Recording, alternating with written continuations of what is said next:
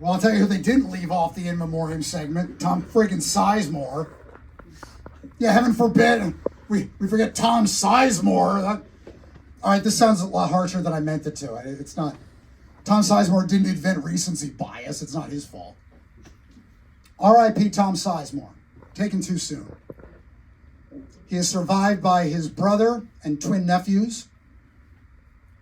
Okay, well, he's outlived by them. He is survived by 2 ex-wives, Heidi Fleiss, and an unnamed minor on the set of Natural Born Killers.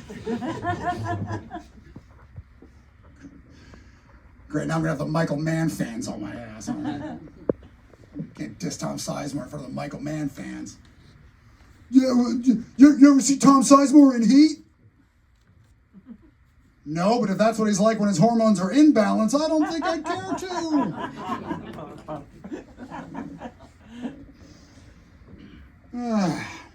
Okay, so Dre, Tom Sizemore. I do think it's a little weird that I get most of the pushback when I mock abusers. I feel like that makes you the most uncomfortable, and we should maybe unpack that. I'm not casting aspersions. I'm not saying I'm touching a nerve, because I know my audience. I know not a single man here tonight would ever raise his hand to a woman. Am I right? Yeah. Not a single man here tonight could possibly take a chick in a fight. Look at you. You could get knocked out unboxing. I still don't know what that means. God, look at you. Okay, us. Look at us. Have to triple the resistance on the Bowflex just to get to beta male. Like Delta Force in here. The Omega Men. The Zeta Joneses. Okay, I'll stop. I mean, look, nobody's immune to toxic masculinity. It's the very air we breathe, but hey, how are you going to menace your domestic partner when you got the upper body strength of one of those inflatable dudes at the car dealership?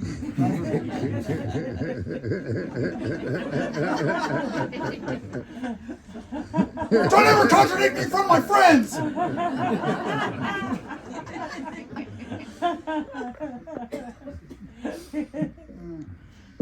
What was I talking about? Tom Sizemore? Yeah.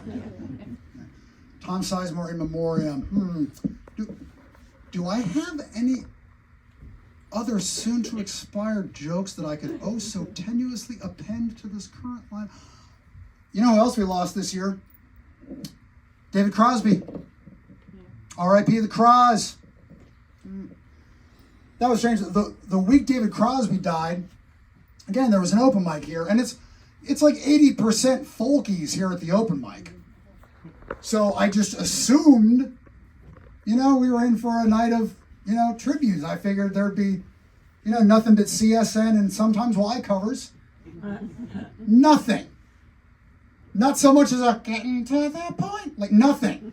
I was like, what the hell kind of hippie enclave is this? Like, how does it fall to me, the non-musician, to pay tribute to David Crosby? But hey, luckily, music's not all David Crosby's known for these days, right? You know what I'm talking about? You know what I'm talking about? Which makes me the perfect person to pick up that mantle. Now, I couldn't do it here. I couldn't actually pay tribute to David Crosby on stage here. Because, yeah, it's legal or decriminalized at least.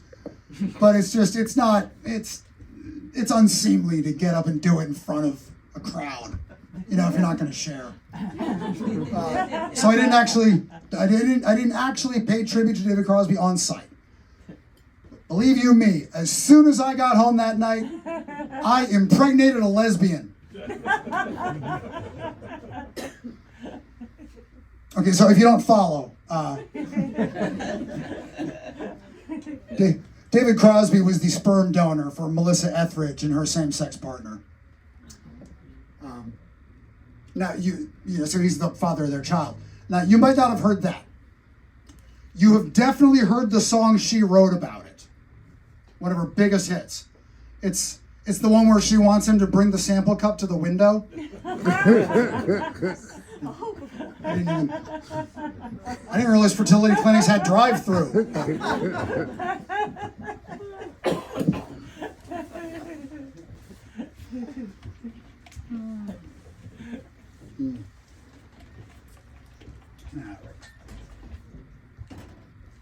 All right, so what other holidays, events, occasions, what else? What else I was doing? 23. Oh, okay, here's something. You're supposed to like keep the peace at family functions. You want to stay away from controversial topics, don't want to rock the boat. Just don't want to be there. And like I'm not complaining. I think it's actually good to have neutral ground. I don't think you have to be waging freaking ideological warfare everywhere. Like,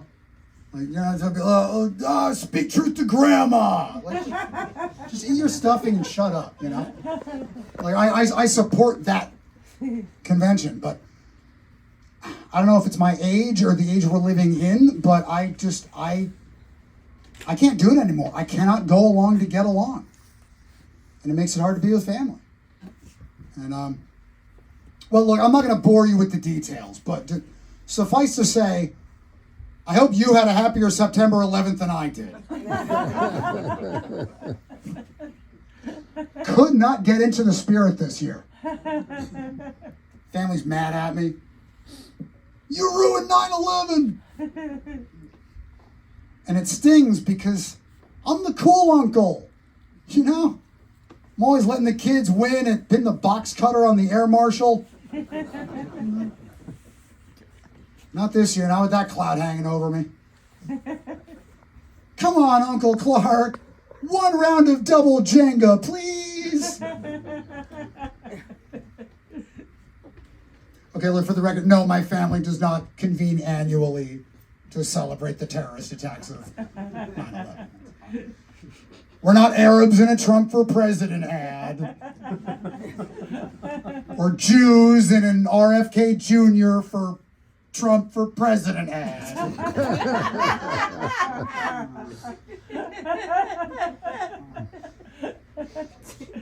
So there's one topic I've been kind of tiptoeing around here, and too hot to handle, I guess. All right, well, look, we all know what happened back in early October, shocking the conscience. It's all my circle's been able to talk about since. And I believe very strongly that nothing should be off limits in comedy. But I don't have the ironic distance I need from this one. Every time I think about it, I get just so sad and angry. I can't believe Biden gave up Commander. God damn it. It's 2 in a row now. 2 dogs in a row had to be rehomed for biting. Almost 20 bites between the 2 of them. And apparently I'm the only one who finds it a little suspicious that every single victim was a Secret Service agent. No one else finds that odd. Wait, Clark, are you talking about the Secret Service? Like the Secret Service that was exchanging texts with the January 6th insurrectionists? The Secret Service whose fascist leanings were an open secret in Washington long before Trump came along? The Secret Service who have long been understood to be a right-wing Praetorian sleeper cell? That Secret Service? Why, yes, the very same. That's all. Clark, I hope you're not suggesting that those dogs secretly foiled multiple assassination attempts. Not suggesting that. Saying. I'm just saying that. I'm telling you, those dogs are unsung heroes. I don't know. Seems a little far-fetched. Okay, what's your theory of the case then? The Bidens just happened to, twice in a row, the Bidens just happened to come upon the only known cases of canine earpiece aggression? Does that make sense? Oh, don't worry about Major. He's just a big baby. Don't let him see you do this. Goes berserk.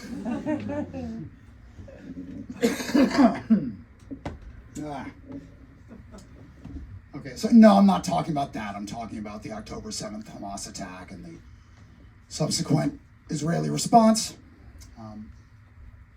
I'm not kidding about being way more upset about the dogs, but I'm aware that's a moral failing. A moral failing I plan on taking precisely no steps to address. And a moral failing I'm pretty sure is shared by way more of you than are comfortable admitting it, but a moral failing nonetheless. Man, I'll tell you, if I've learned anything in the last couple of months, it's this. Israel's a lot like Star Wars Episode 8, The Last Jedi. Oh, should I elaborate? Was that fine? All right. See, they both have a lot to recommend them. A lot of good stuff in there. I don't know that I entirely buy into the premises they're built on. I don't know why all the characters have to be morally ambiguous at best. Corrupted or compromised. We're just not doing good guys anymore, I guess. And, oh, God, you know what really kills me is there's an Akbar joke there. It's right there. I can taste it, but I can't make the Akbar joke.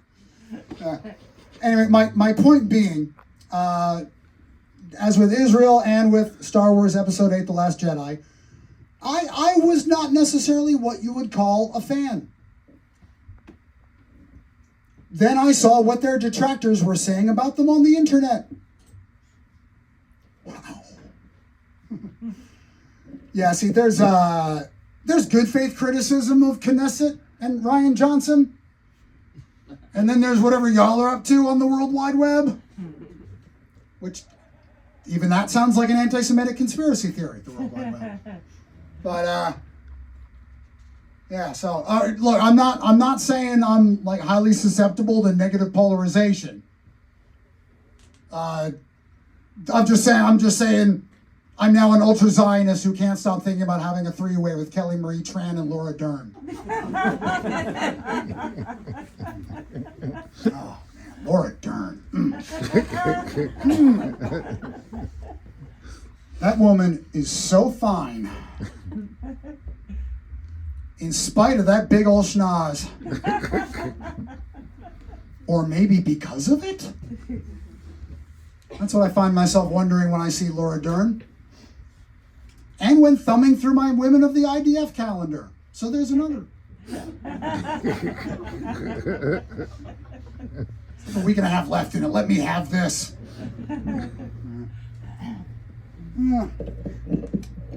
See, everybody wants you to take a position. Everybody wants to know, where do you stand? Israel, Palestine, whose side are you on? I like to blow people's minds. I tell them, I stand with Israel and Palestine equally. And they're like, what? You can't? Come on. What a mealy mouth cover your ass cop out that is. You can't. And then they rescind my DSA membership. It's fine. We're both better off. But they kind of have a point. It's kind of cowardly for me to sit on the fence like this. So it ends now. Right here, right now. I'm going to take a position. Yeah. I'm going to take a position on the situation in the Middle East. Right here, right now. Here we go. Taking a position. Here we go. Taking a...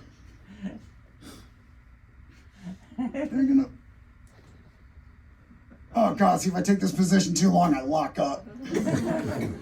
Shit, hold on.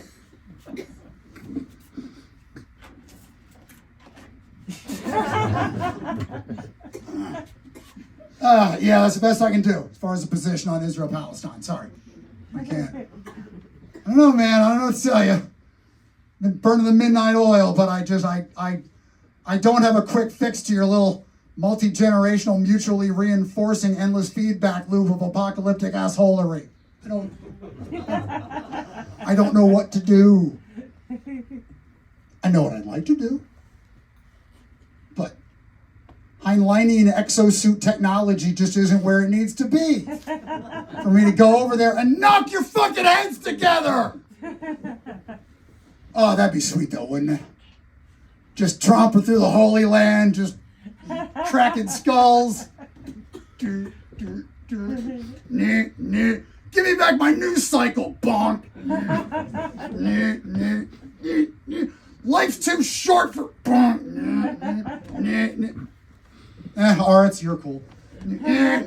Donk. And the beauty of it is it's not lethal. Yeah, but Clark, what if somebody has a pre-existing TBI? Oh, I'm sorry. I'm the one not taking civilians seriously. That's, oops. Yeah, you got this. Anyway, with the situation over there, we've all seen just the explosion in anti-Semitism and Islamophobia. So I just want to say to all my Jewish friends, I hear what they say about you. I read what they write about you. And I just want you to know, and this comes from the bottom of my heart, you are nowhere near that cool. I don't mean to burst your bubble, but I mean, you're cool. You know, you're not vampire cool. You're not reptilian shapeshifter cool. You know. I don't know. Just it seems like so much of the world looks at you and they see these shadowy agents pulling the strings of the elite. All I see is a bunch of Jews. Yep. And to all my Palestinian friends, I say, hang in there, Abe.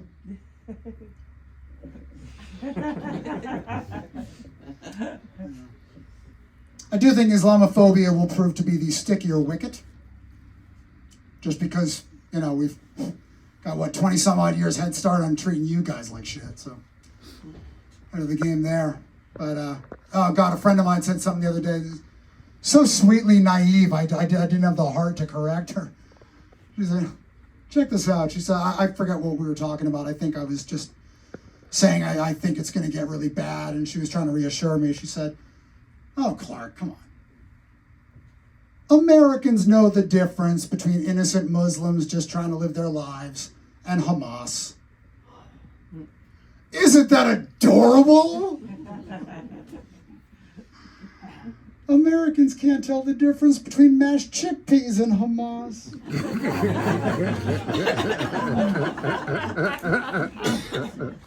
But listen, I'm doing my part. I'm doing my part to combat Islamophobia, to step outside of the oppressor-oppressed paradigm, see each other as people.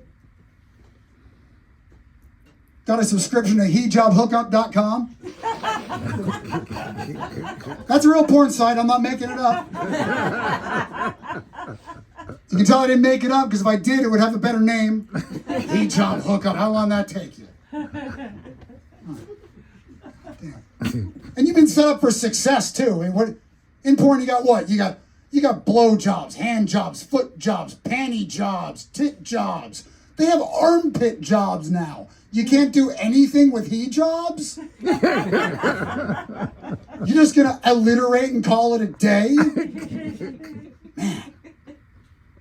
You people really do never miss an opportunity to miss an opportunity. That's my PLO and Oslo deep cut for my fellow old folk.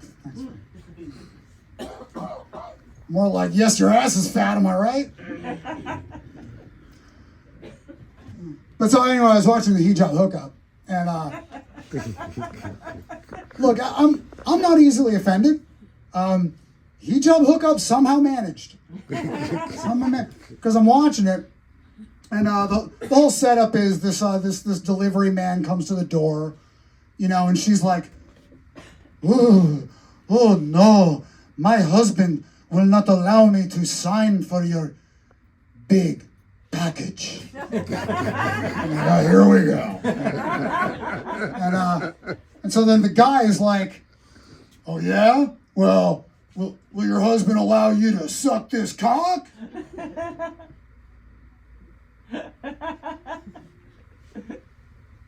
How is that your follow-up question, dude? Okay, look. Let's just set aside the fact that that's clearly where she was going with that. Mr. Subtext. I mean, I get it. The quality of the scripts you get, you're not used to reading between the lines, but fine. Let's just assume for the sake of argument that we can take what she said at face value. And you're asking if her husband... See, okay. This is how the scene should have but did not play out. Well, will he allow you to suck this cock? Oh yeah, he would have no problem with that. Yes, no, that is fine. Yes, no, he encourages fellatio. He is very progressive that way.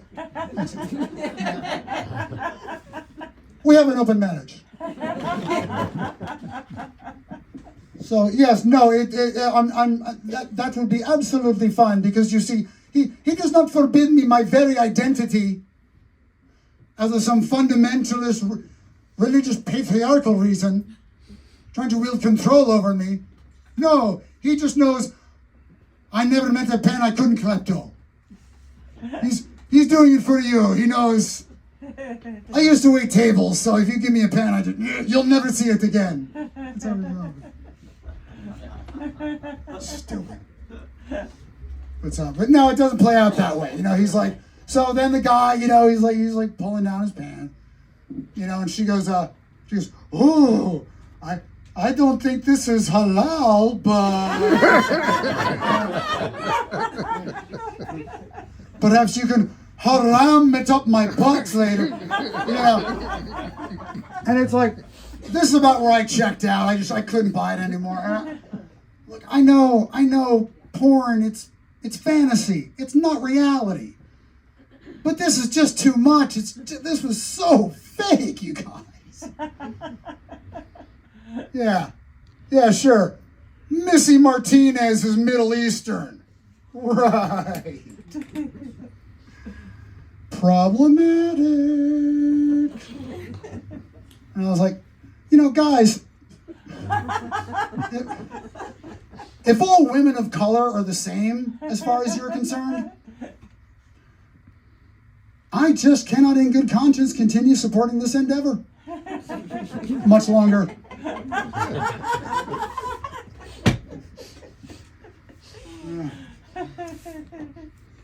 So they say the situation in the Middle East is going to cost Biden the election because his support for Israel has made him historically unpopular with young voters. Oh no! Don't abandon us, young voters! What other demographics is he underwater with? Ugly models? Tall jockeys? Mr. President, I don't mean to alarm you, but I'm looking at these numbers, and we have got to get your favorables up among jumbo shrimp. And digging a little deeper into the data here, it's just one vote, but I'm curious. What did you say to piss off Demi Moore?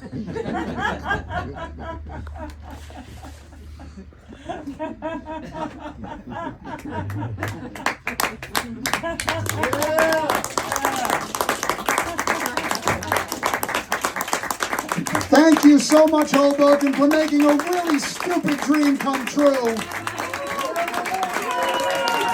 My name's Clark. If you'd like to follow me on social media, what the hell's wrong with you? Get a life. Go outside. Make love. Read a book.